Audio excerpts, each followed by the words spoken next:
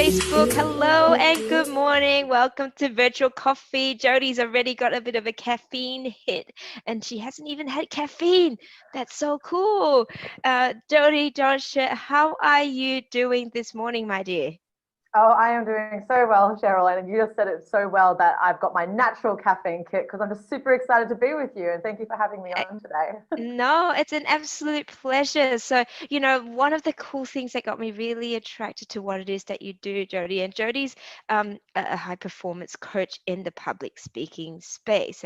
And the thing that we sort of spoke about was around public speaking. I think a lot of people sort of think, oh, I've got to be up on stage to be needing to learn the skills of public speaking, or I've got to be presenting or whatever.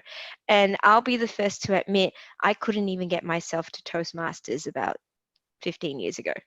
And that was my idea of public speaking, was like, I need to be in this uncomfortable space talking publicly. But what we're talking about is public speaking has so much relevance in our personal lives and business, and would really love for you to shed some light around that for our viewers today. Oh, absolutely, absolutely, Cheryl. It's one of those big points that is needing to be spoken about more often, right? I have so many people come up to me and share their thoughts about public speaking, which is public speaking. It's speaking in front of a great big group of people, an audience Yes. live, or it's needing to do a Facebook Live, or it's needing to be on a panel. Or a TED Talk. Or a TED Talk, exactly, on this huge stage, right? Yes. And of course, it includes those elements.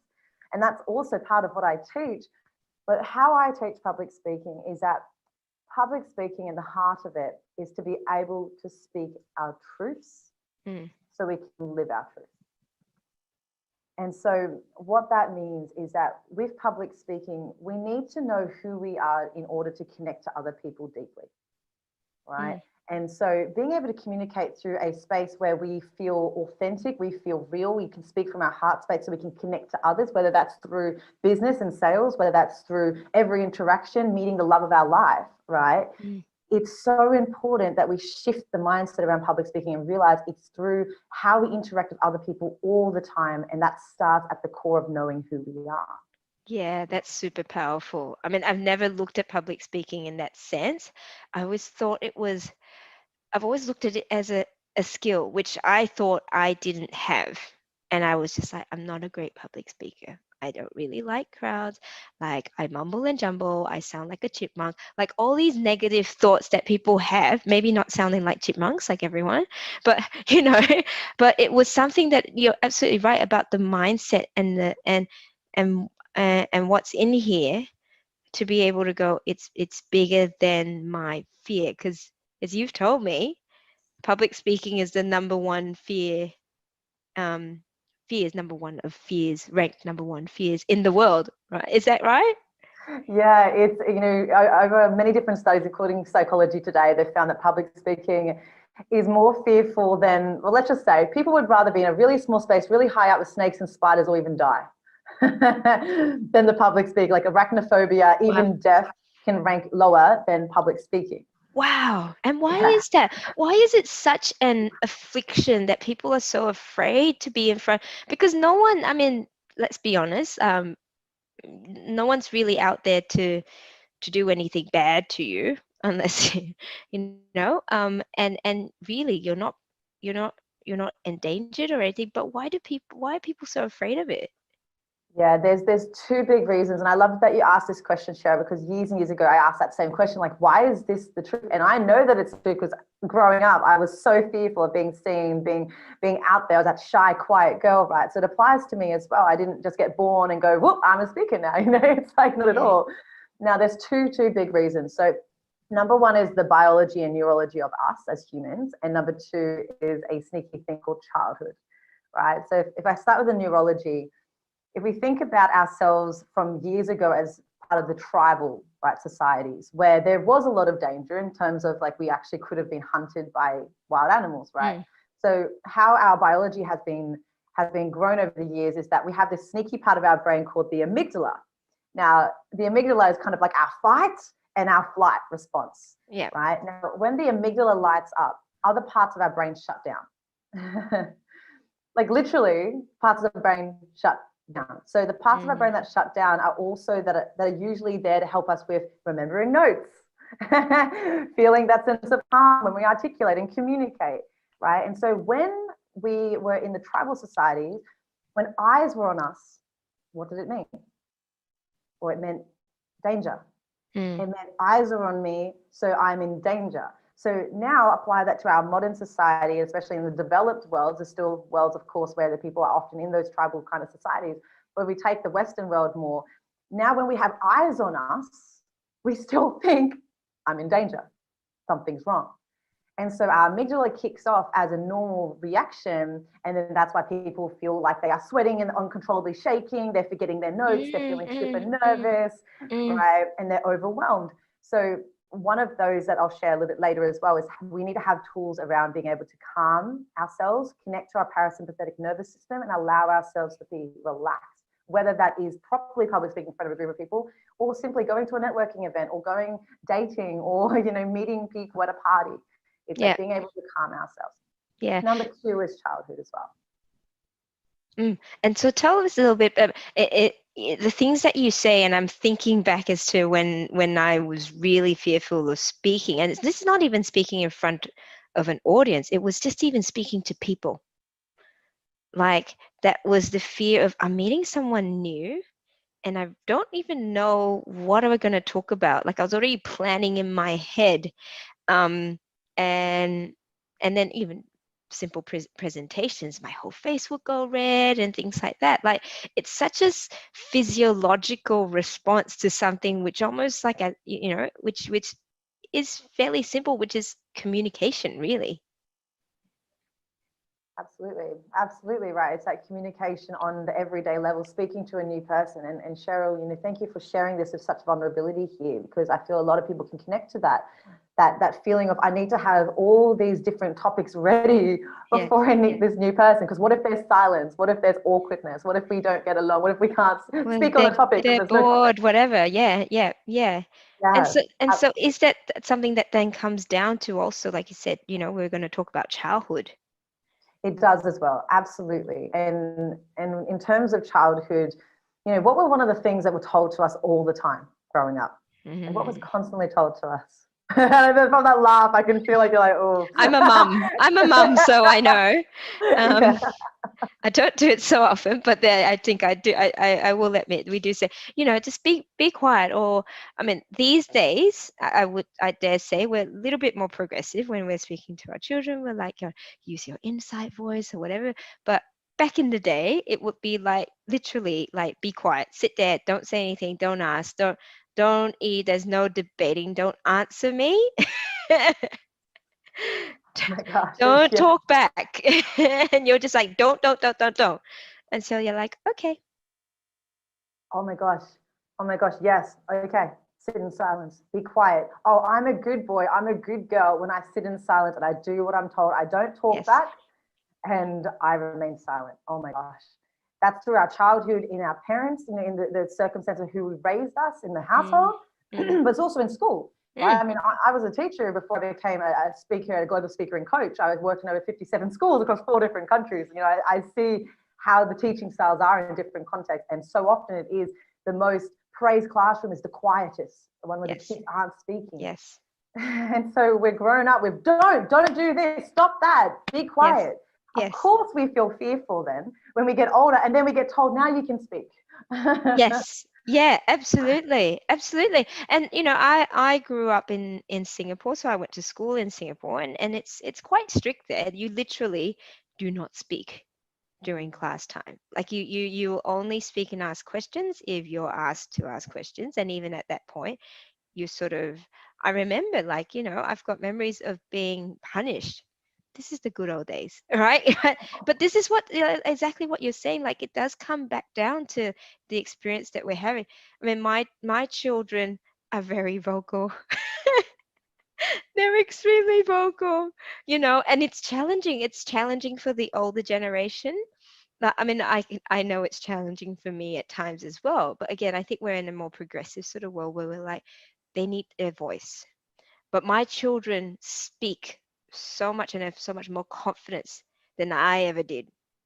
They will go up to a waitress or a waiter, and this is what you're saying, like public speaking, or speaking in general, speaking confidently. It's something that you can just use in life, and then it goes into business or career or whatever it is. But it's such a fundamental core skill that we all need to know that we have in us. Oh, absolutely. Absolutely. I mean, when we were born, what's one of the first things we did? We cried. Mm, We used our voice to communicate to people that, hey, we need love and attention now. yes. Communication and being able to show our truths through our voice has been there since birth. Right. And it's like Yeah. you said, you compare your childhood to what your children are gaining now. And of course, all due respect and love to parents, it's tough. Of course, we Mm, understand that, right? It's exhausting, it's tough.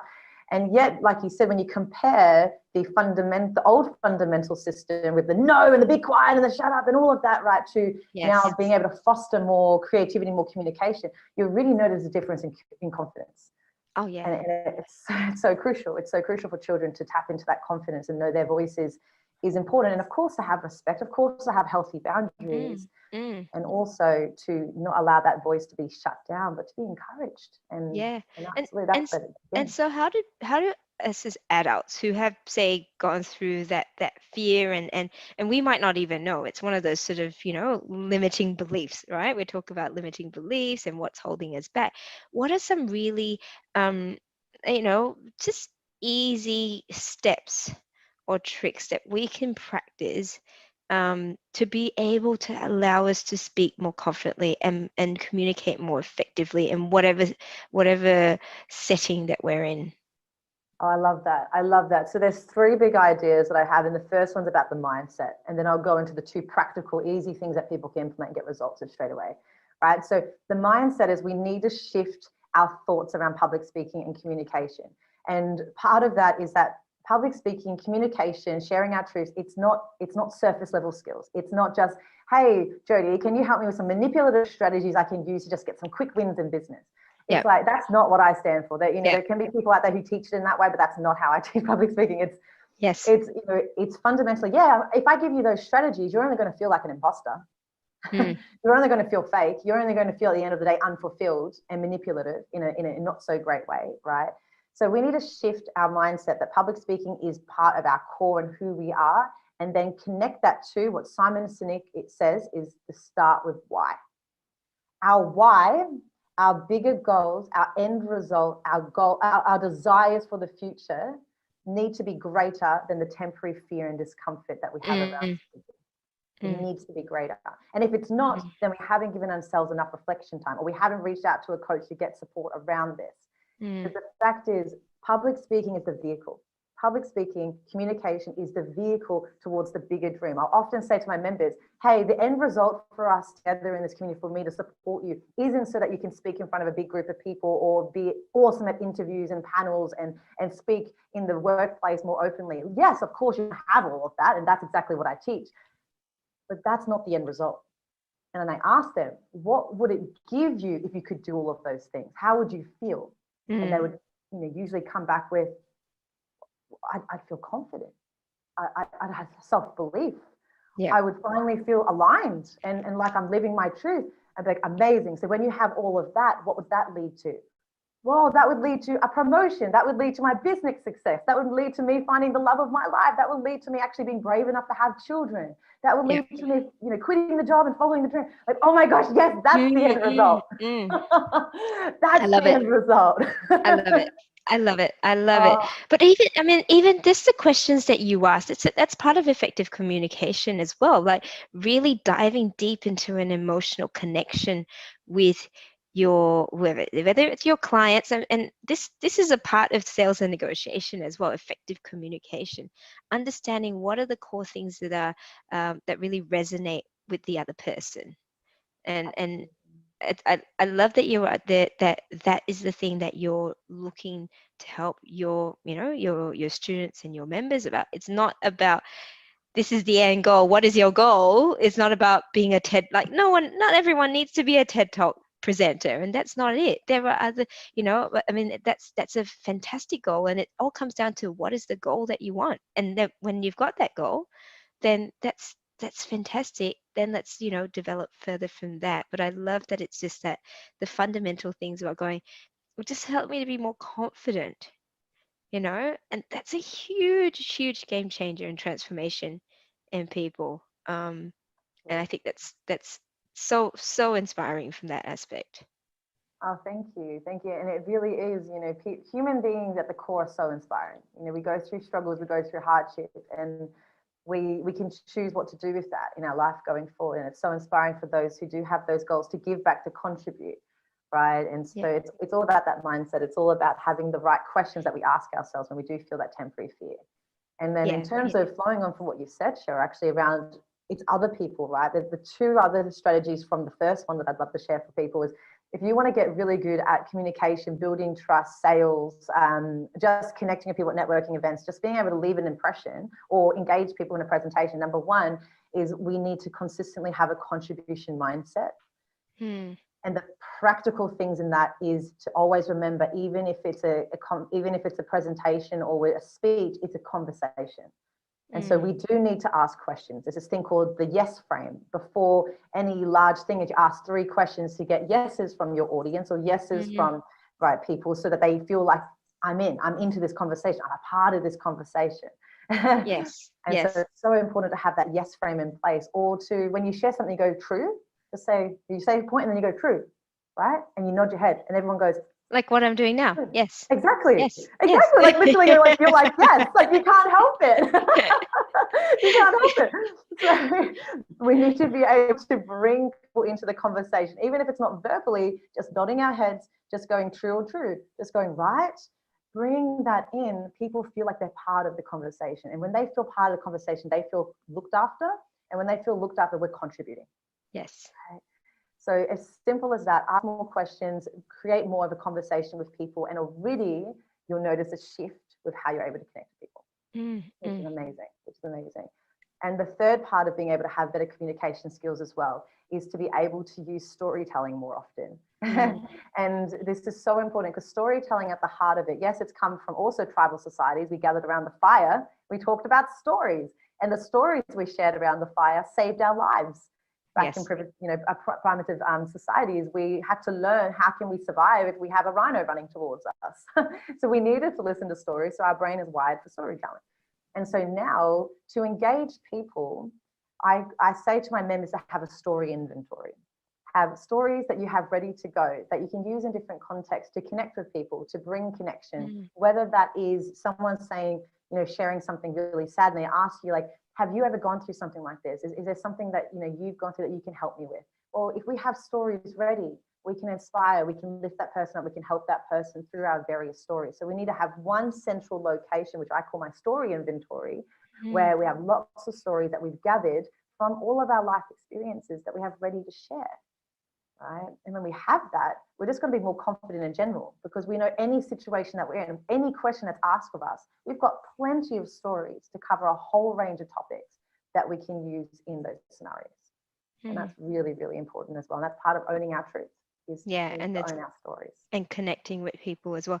And how do you also balance listening and speaking? Yeah, it's super important. I was almost going to put a 4th point onto those 3 points because it's so fundamental. People also think public speaking communication is about, I need to be me. I'm talking, everyone pay attention, right? It's about me. Well, actually, one of the greatest ways for us to be heard, appreciated, and connected to is through us holding space for someone else. And holding space, the fundamental definition of holding space is that we are allowing ourselves to give our full attention to another human being as they share, and we don't make it about us. We don't interrupt. We simply sit in a beautiful, in silence, in the way of holding space tentatively. Because at the heart of human beings, all we want is to feel validated. All we want is to feel heard, right? It's like what you shared too, Cheryl, was that you were kind of afraid to kind of put yourself out there in Toastmasters and stuff too. And deep down, what you're really wanting is to fully feel safe and supported and heard and validated. And it's all we need as human beings to feel that. And so us holding space is equally as important as us having the things to say. So for any one of you going into a networking event, going into a panel where you're going to be asking questions to other things, interact by asking questions to the other person. Be the person who's curious. I always say bring curiosity back. If you go into a networking event with curiosity and a contribution mindset, you'll realize the shifts, the results. People will gravitate towards you. They'll feel safe when you're sharing. There's been so many occasions where I've spoken to someone at a networking event and I've barely said anything about myself. I just held space for them. And, you know, they've asked me a few questions, but I've really held space for them. And at the end, they go, thank you so much. This has been such a wonderful conversation. You're such a great person. Yes. And I barely said anything. It was just being there for them. Right. So we've got 2 ears and 1 mouth. So sometimes we need to listen twice as much as we talk. Yeah, absolutely. And I think that's right. Like I remember reading somewhere, same thing. It's about probably learning to ask those questions which are open-ended questions, and then allows the other person to really open the floodgates and then identify where you can keep continuing to be interested, not interesting. That was the one thing. I love that. Be interested and not interesting, and automatically you become more interesting when you're interested.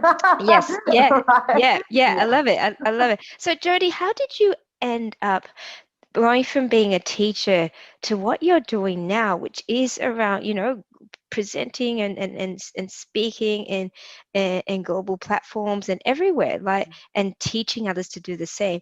What was your why for the shift? Oh my gosh, that's such a great question. And my big why is that I know how it feels on the other side. I get to speak in front of audiences of thousands now, and I've run so many different events and help my members all the time, Facebook Lives, and supporting them on one-to-one online sessions and all these things. And what always drives me, what always gives me the energy to show up for my members and for people publicly too on my social media, is the fact I remind myself that I know how it feels to be on the other end. I know how it feels to be absolutely drenched in shame, or fearful to be made fun of, fearful of rejection, fearful of not being able to be perfect or be good enough. You know, I went through racism, I went through bullying. My family had tough financial difficulties, so I had to move to 16 different homes before I turned 18 years of age. I had a very unstable foundation in terms of one location to find my identity. And so I understand how much it sucks to not feel we know ourselves, to not have that strong identity. Yeah. I think a lot of people struggle with that. And then that became my why in terms of the reason I went down the route of public speaking coaching, and therefore emotional fitness coaching too, because I wanted to be a deeper experience than just the surface level skills. And how I actually got into coaching, I was first a teacher and I was an international humanitarian. I had started a non-for-profit charity platform in Nepal, and I was helping in developing regions. Amazing. Yeah, so I spoke in members of the UN. I spoke at the EU Parliament. I won the 2017 Women's Federation for World Peace Contest. So I did a lot of speaking in front of influential people. I was speaking about human rights, speaking about the injustice that was happening in certain countries, and speaking in parliaments as well. And that's where my confidence grew. It was contribution through knowing that what I'm sharing here is more important than the fear I'm feeling. It was literally everything I teach, I've lived. Everything I teach, I've felt at the core of myself. And it's in those moments when I'm standing in front of a group of parliament people in the UK Parliament House, and I'm like internally going, but externally I'm going, I'm ready to serve. This message, this story about this woman that I've met in Nepal, I need to share this right now. And that's why public speaking became a very normal thing to progress into once I discovered coaching. And my loving partner is the love of my life, Melvin. He was the one as well that was like, hey, come on, you're a coach, but hey, like you should be a public speaking coach, because like, look at all this experience you've had. Like, oh, and that was when it really clicked. And I was like, oh my gosh, yes. That's incredible. The universe just went, oh my goodness. Yeah. I love that. I love that story. I love how it was just pushing past what your fears were to be able to spread a message that's bigger than you. Absolutely. Incredible. Absolutely. And that's everything. I love it. So Jody, how can we help others who are looking to improve their communication, build more confidence, and get more out of their personal and professional lives as well? How are you doing? You know, what? How can they come to you to get that level of training? Yeah, that's such a great question. So I take people through my voice formula, my voice activation formula. I work with people, and it's proven. Every single person who goes through that with me gets results. It's amazing. I'm so grateful that I've created this proven system that works for people, and from that internal deep way. And there's two ways for people to be able to reach out and make that transformation. Number one, I know not everyone's ready to take the plunge and fully work with me, properly one-to-one, and I get that, and that's okay, right? So number one, for those of you who are wanting to grow your public speaking skills, want to grow your communication skills, want to know who you are at the core, want to be more emotionally intimate as a leader and be a better high performer, I'm creating so much more content on my social medias. Every week I have a blog article that comes out. Every week I have a main video, plus other value add posts each week. I have a team now behind me that are supporting to be able to keep me accountable to be able to get that out there for you all. So I know some of you aren't ready to take the plunge yet, and that's okay. I totally get that. And I don't want you to feel ready to reach out to me to properly work with me, but I do want you to feel that it's the right time for you in whatever part of your journey you're on. So for now, get all this beautiful value from my blogs, from my social media, so they can also add themselves, Cheryl, to my email list, where I'll be giving updates when there are new things, or follow me on Facebook or LinkedIn. And the second part is for those of you who are just like, enough is enough. I'm so tired of not feeling like I'm living into my potential, or you have that bigger career goal that you just know you need to have this deep confidence and this communicative and public speaking confidence to get there.